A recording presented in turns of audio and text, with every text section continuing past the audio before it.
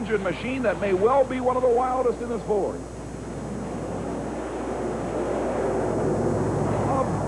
Nosedive, and Garza may have done some serious front-end damage on that landing. The machine literally stopping exactly where it hit. Take a look at this launch from Cape Canaveral. Now the landing with the brakes locked up. A tremendous shock goes through the chassis, and you can see already at least a little bit of damage on the front end of the machine. The elapsed time, 4.60 seconds, won't help him in his battle for the pole either. The next machine on the starting line, Mike Wine out of New Jersey and the Outlaw Ford. Wine has already become a professional touring campaigner with the Super Winch-sponsored Ford.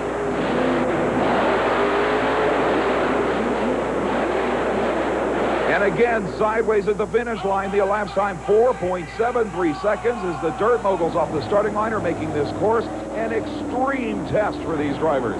Ken Deppy in the whiskey business, Missouri-based Chevrolet. A strong machine, also utilizing Chevrolet power, although ironically the machine is not supercharged.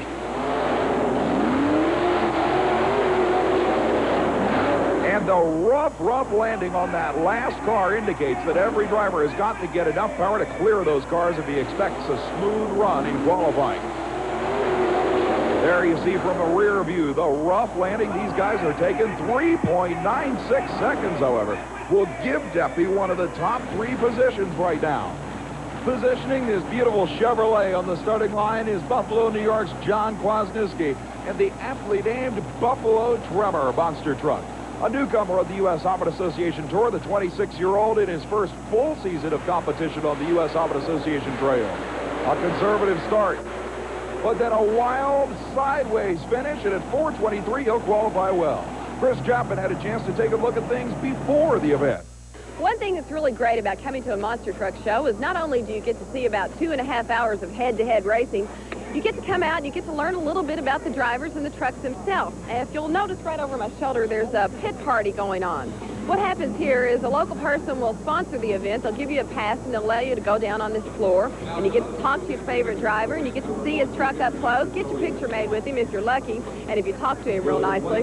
And not only that, you get to really know what it's like to be down there on the floor and where these guys are going to be for the next 2.5 hours. The great thing about pit parties is you really get a chance to interact with your favorite monster truck drivers, so I'm highly recommending if one of these shows comes to your town, try it.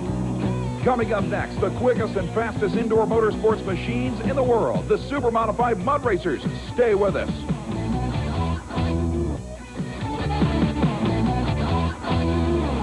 Welcome back as we get ready for the quickest and fastest indoor machines in the world, the Super Modified Mud Racers, an 80-foot-long, 36-inch deep mud pit with only 80 feet in which to stop after accelerating as quickly as possible for a lapse time. The 4 quickest drivers will battle it out in the showdown for the championship as Jody Kelly from Waxhaw, North Carolina, and his supercharged Chevrolet-powered 1923 Ford T gets ready to make the first run here in Tallahassee, Florida.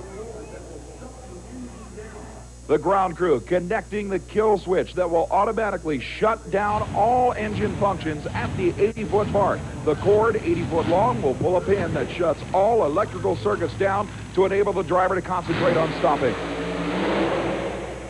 On the brakes rather early, Jody Kelly, apparently afraid he would not be able to stop within the allowed 80-foot distance, shuts the engine down literally 5 feet before the finish line. On the slow motion replay, you see him on the brakes maybe 10 feet before the end of the finish line. He stops with 20 feet to spare and sets the mark to beat at 1.750 seconds. Believe it or not, a career best for Kelly on his first run. Now we'll bring up Tony Perotti out of Dearborn Heights, Michigan, and his Let's Boogie 1927 Ford T Roadster. Perotti ready to chase 80 feet to try and qualify for this Elite 4-car field. Tremendous run, and Perotti puts it sideways, trying to keep within that 80-foot stopping boundary. You see the banners located just beyond the car that mark the 80-foot stopping distance end, and Perotti puts down a great run, 1.763 seconds. That'll qualify him number 2 in this 4-car field. We're already looking at the possibility of one of the quickest fields ever in U.S. Hobbit Association competition. That will bring up one of New England's finest, Pat Riley, and the supercharged small block Chevrolet Jeep funny car called Hellfire. Riley chasing the World Championship points race for the first time ever, full-time this season. Shutting off well before the finish line again, as Riley is also apparently concerned about his ability to stop in 80 feet. You have to remember, these drivers are running 0 to 60 miles per hour in less than 2 seconds. A career best for Riley will put him in the field right now at 1.902 seconds. Each run electronically timed in 80 feet of distance, but remember, you've got to stop in another 80 feet or face total disqualification. Waiting patiently on the starting line is Steve Onesio from Auburn, New Hampshire. He also on his first World Championship tour this year, a traveling companion of Riley's. Waiting for the green light. And Onesimo will stop it in time as a huge mushroom cloud of steam comes off the hot exhaust headers being covered by mud. But the elapsed time, 2.43 seconds, will only barely qualify him right now, number 4. That will bring up the winningest single mud racing vehicle in the history of the sport. Out of Portage, Indiana, the Mud Patrol 1932 Chevrolet should be no stranger to super-modified mud fans, but the driver is brand new for this season. Paul Schaefer, originally a sponsor of 3-time world champion Tom Martin, who drove this car to 3 consecutive world titles, is now behind the wheel. With some experience as a late model stock car driver around the Midwest, he does know how to handle high horsepower machinery, but this is a whole new world for Schaefer. On the starting line in the black and white fire suit is the winningest driver in the history of the class, the defending and 3-time world titleist Tom Martin, who is still helping Schaefer get used to the controls of this 1,800 horsepower, nitrous oxide injected 588 cubic inch Chevy powered behemoth. Inching forward up to the starting line to stage and prepare for the green light and a shot at fame here in Tallahassee, Florida. The red lights on top flashing, indicating that Schaefer will be using the nitrous oxide system. And Schaefer, with an incredible run, shuts down early as the car heads for the right-hand side boundary line. Remember, you can get disqualified by going out of bounds during the course as well. And Schaefer's disappointment is evident through a mud-splattered face shield. 2.04 seconds will qualify Schaefer right now, but only number 4 in the field. Ron Smith in the Gold Fever 48 Fiat Topolino is up next, and he must run quicker than the 2.04 second effort of Paul Schaefer in order to qualify for this 4-car field. Another driver worried about the possibility of going out of bounds in the shutdown area. Smith shuts the motor down well before the finish line, but look at the numbers. It'll be good enough to qualify as number 3 in the field at 1.807 seconds. So now the mark to beat is Pat Riley's 1.90 second effort on the bump spot of this 4-car field. Chad Miller in the Instant T 1927 Ford Street Roadster with supercharged Chevy power. A rough ride for Miller as the machine bounces all over, but he'll stop it in time. The question is, was the run good enough to qualify? No, it was not. 2.02 seconds will keep Miller from making the field. That will bring up Melvin Brown out of Ewington, Ohio, in the nitrous oxide injected Chevy powered Jeep CJ funny car called Blue Max. Brown also off the throttle and on the brakes well before the 80-foot finish line. These drivers are obviously concerned about their ability to stop within the required 80 feet. The elapsed time will not qualify for the Ohio veteran. However, Melvin Brown is one of the few drivers who takes advantage of a rule that allows a driver to campaign 2 vehicles, and we'll see him in his second car coming up later on. That'll bring up a driver who has held the world elapsed time record for this competition 4 different times. Out of the Milwaukee, Wisconsin area, it's Jim Weber and the supercharged 588 cubic inch Chevy powered machine called American Made. If anybody can put down a big number, it's gonna be Weber. On the brakes hard, he stops it in time, and again, despite shutting down just before the finish line, that run should be able to knock Pat Riley's 190 out. And it does. 1.840 seconds. That's the good news. The bad news is that is the run that it now takes to qualify for this field. Weber will only make it in the number 4 position. Still more super modified mud racing and monster truck action coming your way. Stay with us.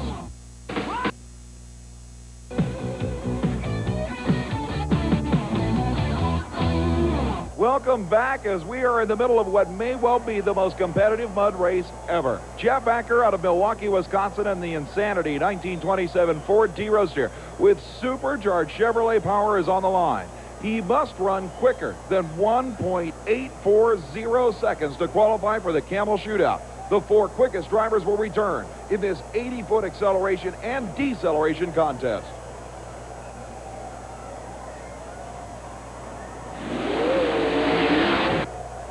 On the brakes, hard and even sideways, incredibly close to the disqualification banner that marks the 80-foot end of the shutdown area.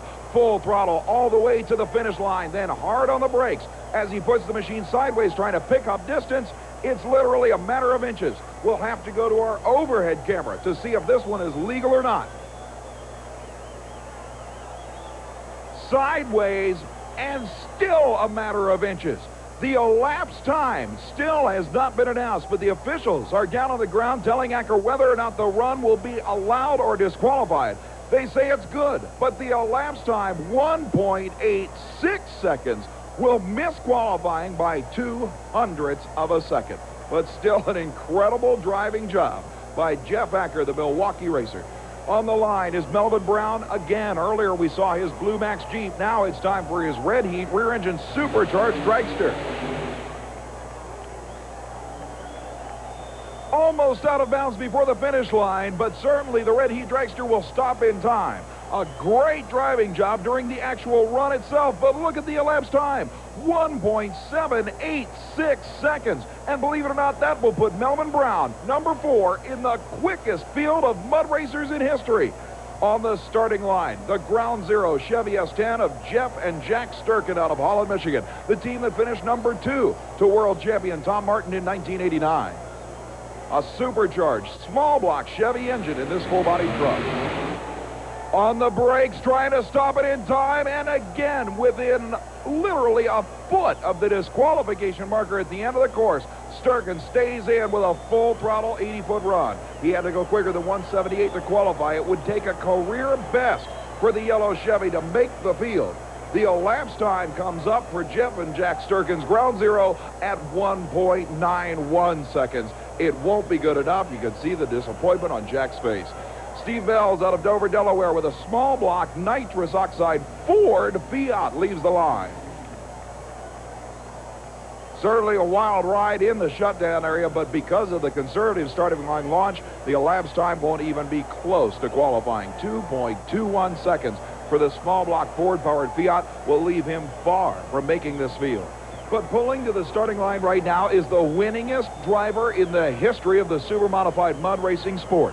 The 6'6", 350-pound guy they call Tom Martin, the 1988, 89, and 90 world champion with a brand new 1932 Chevrolet called Super Trooper. A nitrous oxide injected 588 cubic inch Chevrolet power plant. He must go quicker than 1.786 seconds. Martin did indeed shut the engine down early, trying to give himself room to stop, but that may have been the worst thing to do against the quickest bump spot ever. And look at the numbers. He had to go quicker than 178.6. He runs 1.786 seconds and will not be in the shootout. Tom was excited about the run, but it will not be good enough to qualify the winningest driver in the history of the class. Out of the state of Iowa, the Bad Habit 1932 Chevy of Byron Tinky, a supercharged 427 cubic inch Chevrolet power plant, with Mike Eckerson adjusting the throttle on the starting line.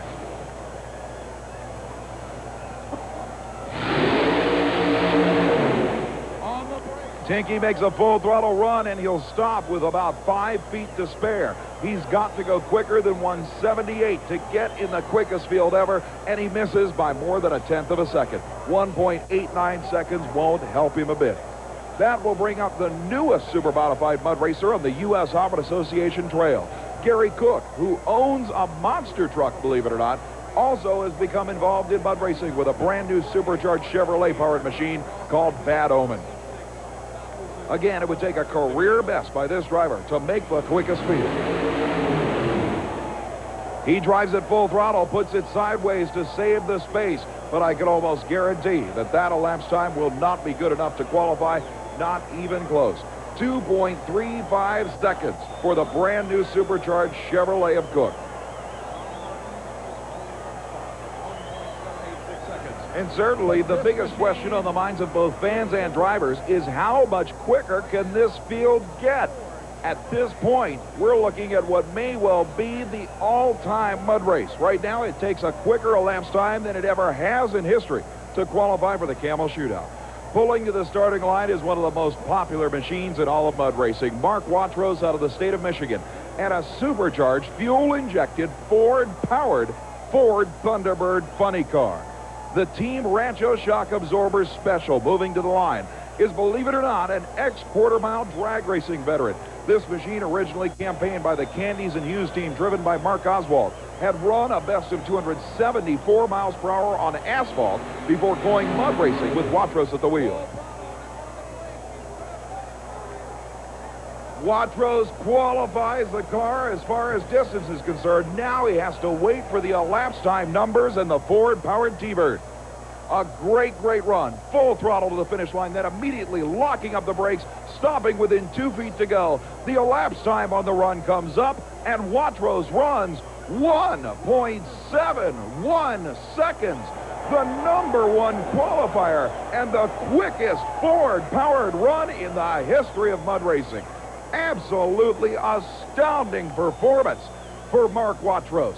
Look at the numbers that it takes to get into this field. Watrous, the #1 qualifier, Jody Kelly, #2, Tony Ferrotti, #3, and Melvin Brown's red heat on the bump at 1.786 seconds.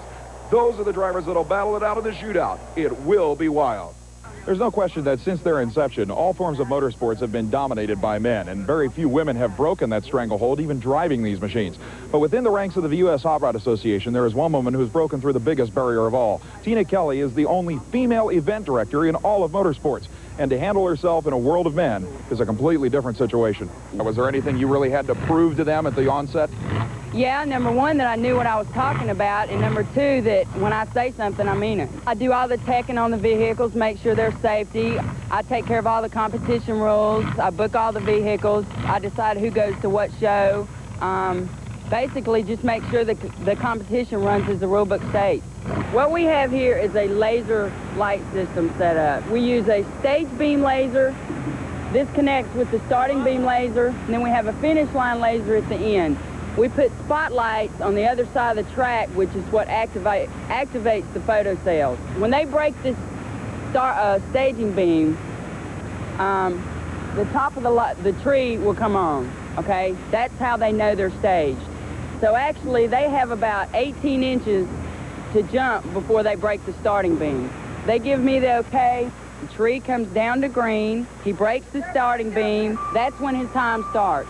Then when he breaks the beam at the end, it cuts the computer off, and it reads out the time. Do you feel like a pioneer? Do you feel like a first woman to do something? No, not at all. But do you think you've opened the door for other women to do it? Yeah, I think I have, but it just hadn't really, I never really think about the fact that I'm the only woman that does it. I just go out and try to do a good job.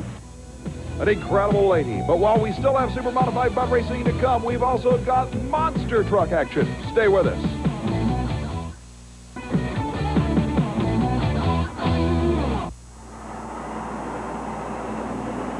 Welcome back to Roanoke, Virginia, as we get ready for the first round of side-by-side monster truck racing. Qualifying is complete, and the #1 qualifier must now take on this machine, the Chevrolet of John Kwasniewski, called Buffalo Tremor, and none other than John Pyatt in the legendary Bigfoot Ford retained the #1 qualifying spot to give us a Ford versus Chevy confrontation in this first pair.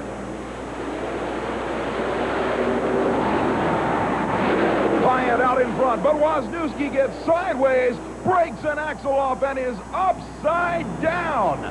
The crews on the scene immediately checking the truck. The engine has shut down, and now checking on Kwasniewski himself, still inside the cab of the Buffalo Tremor.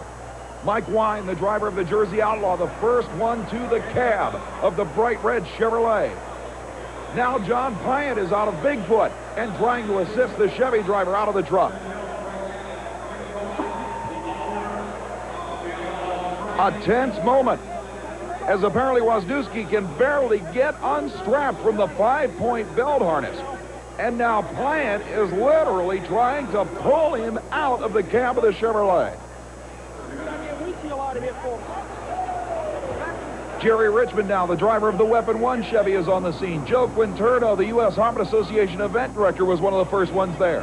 An incredibly tense moment for the crowd as they await word on the condition of Wisniewski. A huge hit that went straight up and down, then slammed the nose down when the rear tailgate hit, broke an axle and put the truck upside down with the throttle stuck for a second as well. Still, John Plant trying to get Wisniewski out of the Buffalo Tremor as the ground crew is already prepared to right the truck on the floor of the Roanoke, Virginia Coliseum. It looks like Chris Chapman has gotten to him on the floor. John, I know you've got to be totally upset about this. This is the first time you've had it in this condition. Yeah, I always keep the truck in good condition. This is the first time anything like that ever happened to me. I come close, but never like this. What happened? I don't know. I just went all out over the hill. I wasn't going to lose. I gave it my best shot, and it seemed like it just shot straight up in the air. And it caught the back bumper or something and just pulled it over. Nothing hurt? No, I got a hard head. How about your feelings? Feelings, that's about it. A lot of money, but that's it. Well, I'm sorry about the bad luck, but we're glad you're okay, John. Thank you. An amazing crash, but Wisniewski walks away uninjured. What's really incredible is that while all the action was taking place in Wisniewski's lane, take a look at John Plant and Bigfoot. An incredible leap, a hard landing, and he too runs out of luck as he uses up every inch of room by tapping the wall across from the finish line area. The remains of Wisniewski's truck is an incredible story, but there was another amazing story here in Roanoke.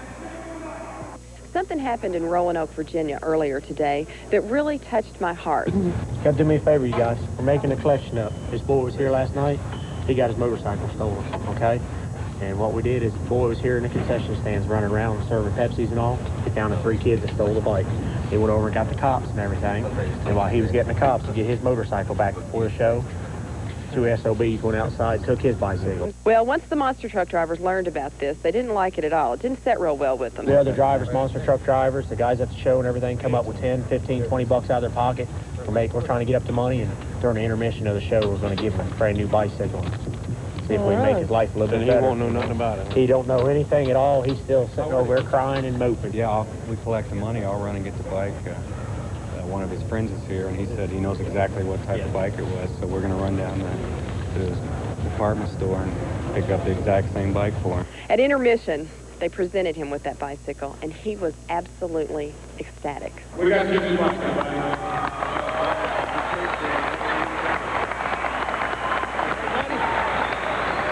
job, buddy.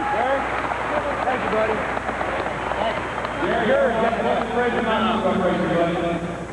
And while they have these rugged exteriors and these rough names on their trucks, they're really nice guys.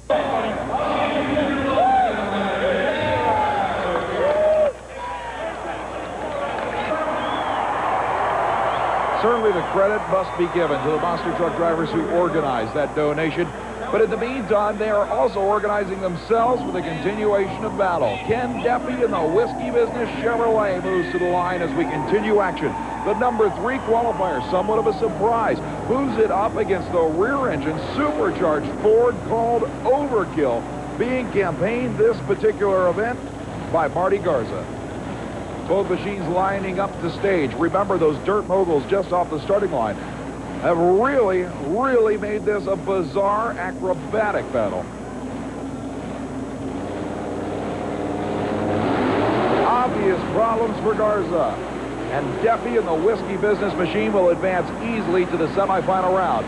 Now keep in mind that the Overkill Ford suffered some chassis damage during qualifying, and that damage was apparently never rectified in the pit area between rounds.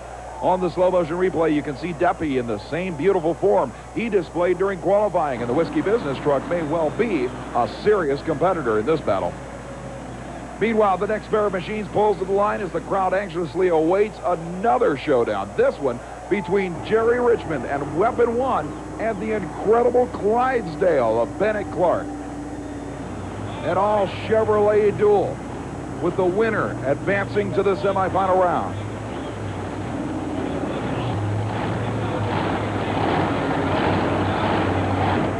Bennett Clark taking his time, backing up and staging now. He's found the sight he wants. A clear line to the finish line. Jerry Richmond waiting patiently in the Weapon One Chevrolet from Ohio. And it's a battle.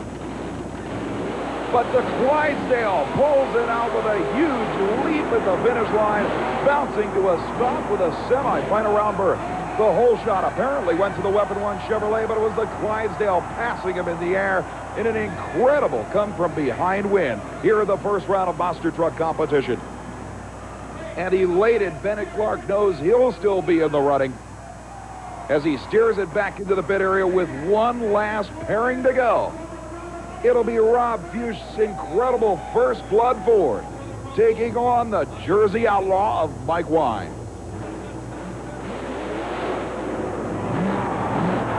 Wine's machine qualified 6th in the field. Rob Fuchs, the independent from Woodstock, Illinois, qualified 2nd amongst some of the toughest monster trucks in the business.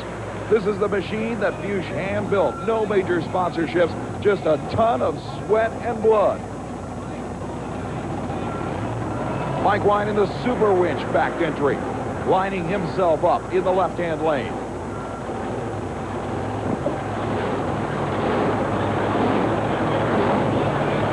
Another door-to-door battle, but it's Fuchs who comes away with the win as Wine stumbles when the truck actually nosedives into the crushed car takeoff ramp.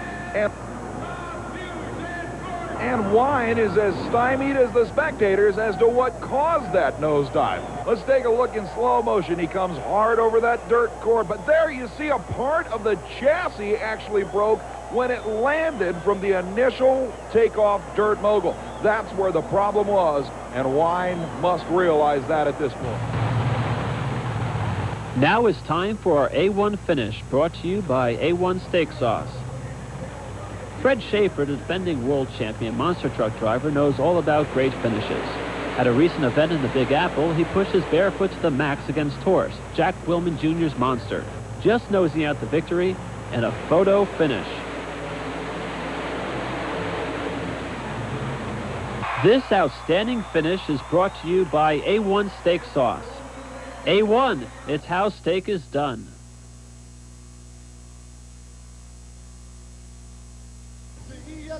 Checking on Kwasniewski himself.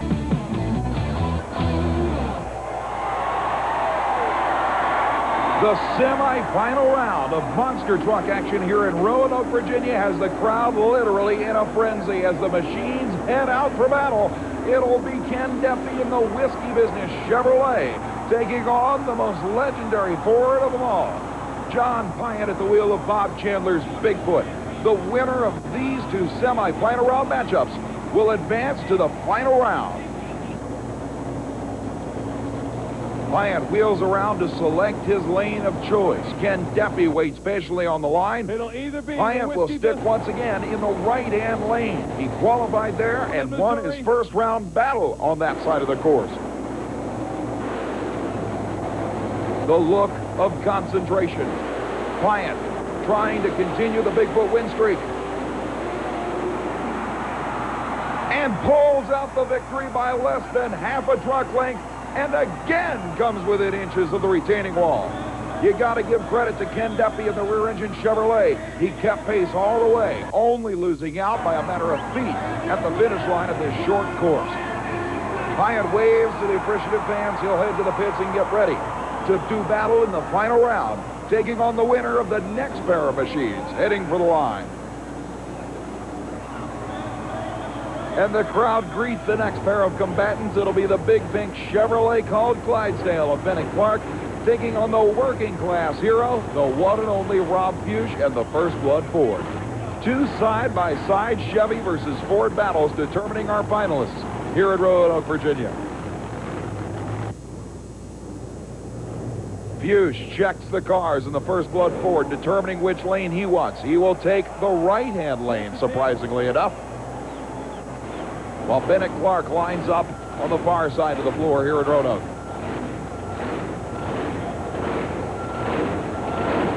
Certainly an interesting battle for both these drivers. They know that they want to win, but they also know that if they do, they'll have to battle Bigfoot for the championship title.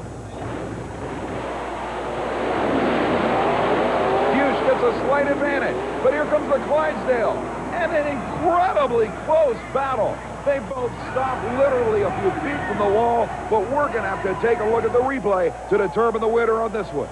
Fuchs gets the whole shot in the red Ford in the near lane. Now Bennett Clark in the Clydesdale comes from behind at the finish line. It is Rob Fuchs by a matter of inches. Even the Woodstock, Illinois racer can't believe that the win was by that small of a margin. But the crowd gives him a cheer as he heads into the final round to take on Bigfoot. Coming up, you'll get a chance to see the Camel Mud Racing Super Modified Shootout and the battle between First Blood and Bigfoot. Who will it be? Stay with us.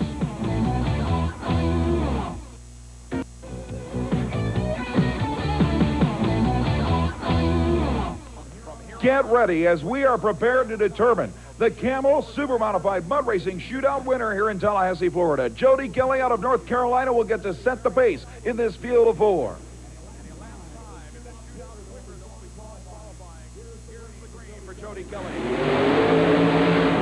And Kelly shuts the engine down as the car begins to go into a power stand. The elapsed time, however, will stand as the mark to beat in the shootout, 1.921 seconds. Tony Ferrotti, the number 3 qualifier. On the brakes hard, but a disqualification by about 3 feet. Ferrotti goes past the 80-foot mark that marks the end of the shutdown area and dumps it with a disqualification.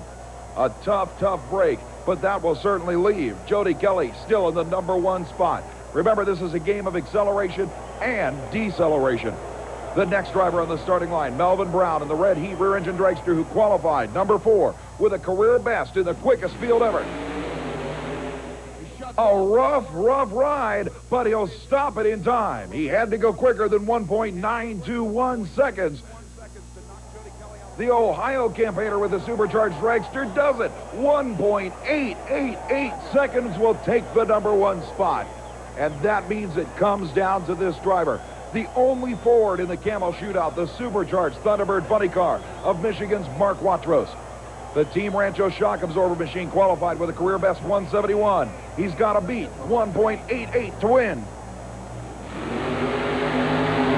A full throttle run on the brakes, but he's disqualified. The roof hatch comes up in a slam of disgust, and Watros knows he just threw a possible victory right out the window. The elapsed time, in fact, would have been good enough to win at 1.79 seconds, but a disqualification will be the official word. Watros is disgusted. Melvin Brown and the red heat rear engine Chevy dragster wins the Camel Shootout at 1.888 seconds against Jody Kelly, Tony Ferrotti, and the Thunderbird of Mark Watros. Meet an all-Ford battle between one of the highest tech, highest dollar pieces of machinery in the history of monster truck racing against a machine literally built in a backyard garage in upstate Illinois. It's Bigfoot and John Pyatt against the guy they call the working class hero, Rob Fuchs, the unsponsored independent in the First Blood Ford. Fuchs, the Rookie of the Year in 1989, finished in the top 8 of the U.S. Auburn Association World Championship battle last season. John Pyatt finished in the top 4. And Fuchs would like nothing more than to slay the giant in this David versus Goliath battle. But at the finish line, on the nose and into the wall, it's John Pyatt and Bigfoot taking the victory. A valiant effort by the First Blood driver. Rob Fuchs left the starting line right with Pyatt, but the Bigfoot machine came on to the top end to drive away. On the instant replay, you can see that there was no advantage gained on the initial reaction. But in the air is where Bigfoot picked up, then hard on the nose and hard on the brakes, just tapping the wall. John Pyatt steps out to the cries of the crowd. They love every minute of it when Bigfoot comes away a winner. It's time for this week's Power Drive. In Tallahassee, Florida, Mark Watros took the Team Rancho Shock Absorbers Thunderbird to the quickest elapsed time ever recorded for a mud racer with forward power.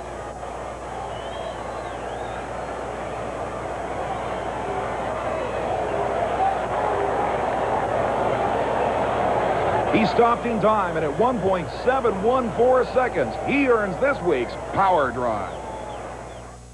All the racing you see on Tuff Trax is sanctioned by the United States Hot Rod Association. Be sure.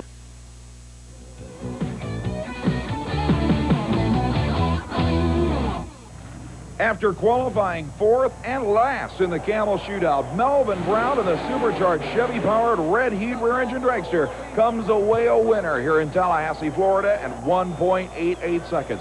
On the slow motion replay, watch the beating he took in the cockpit on this run. Thrown around on a very ruddy track, but coming up with a number good enough to win it all. Meanwhile, in Roanoke, Virginia, Bigfoot versus First Bloods all-Ford battle produced one of the best side-by-side finales we've seen this season, as both drivers left the starting line together. Then it was Bigfoot pulling away in the air, and John Pyatt took Bob Chandler's Big Blue Ford into another winner's circle. On the slow-motion replay, Pyatt was picture perfect, leaving the starting line and then hitting the crush cars with perfect form in the air. A little bit of a rough landing, but a landing that was good enough to come home in first place. Chris Chapman is standing by with John Pyatt in the winner's circle. John, congratulations on the victory. Thank you. It felt really good.